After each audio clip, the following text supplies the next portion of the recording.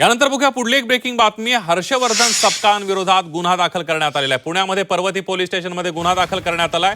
टिपू सुलतानची शिवरायांसोबत तुलना हर्षवर्धन सपकाळ यांना भोवलेली आहे. काँग्रेसचे प्रदेशाध्यक्ष हर्षवर्धन सपकाळ यांच्या विरोधात गुन्हा दाखल करण्यात आलेला आहे. अधिक माहितीसाठी जाऊयात. आपले प्रतिनिधी चंद्रकांत फुंदे आपल्या सोबत आहेत. चंद्रकांत. होय, भाजपचे शहराध्यक्ष धीरज घाटे यांनी हा एफआयआर नोंदवलेला आहे. आता ती प्रोसेस सुरू आहे. एफआयआर नोंदवतील, नंतर त्याची कॉपी आपल्याला येईल आणि डीसीआर पण मिळेल.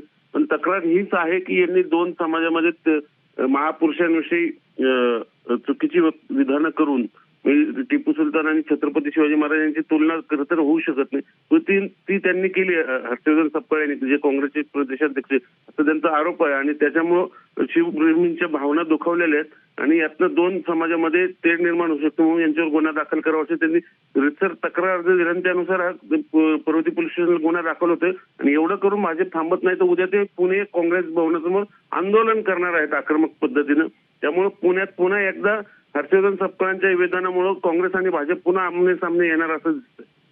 अगदी धन्यवाद चंद्रकांत दिलेल्या सविस्तर माहितीबद्दल.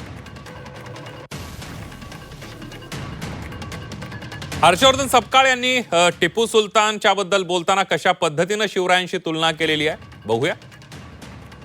छत्रपती शिवाजी महाराजांचं शौर्य ज्या पद्धतीचं आहे आणि एक स्वराज्य नावाचा त्यांनी ज्या पद्धतीने एक विचार दिला आहे, अगदी त्यांच्याच मांडेआळीमध्ये त्यांच्यानंतर त्यांच्या बऱ्याच कालावधी लोटल्यानंतर त्यांचा आदर्श घेऊन टिपू सुलतान यांनी इंग्रजांच्या विरोधात कुठेतरी लढा पुकारला होता.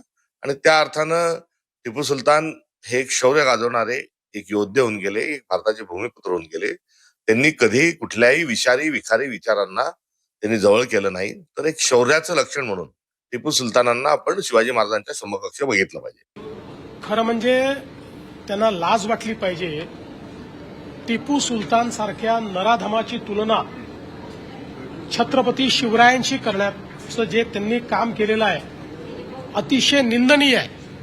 सामान्य रयतेचं राज्य तयार करणारे छत्रपती शिवराय होते आणि त्याचवेळी हजारो लाखो हिंदूंची हत्या करणारा टिपू सुलतान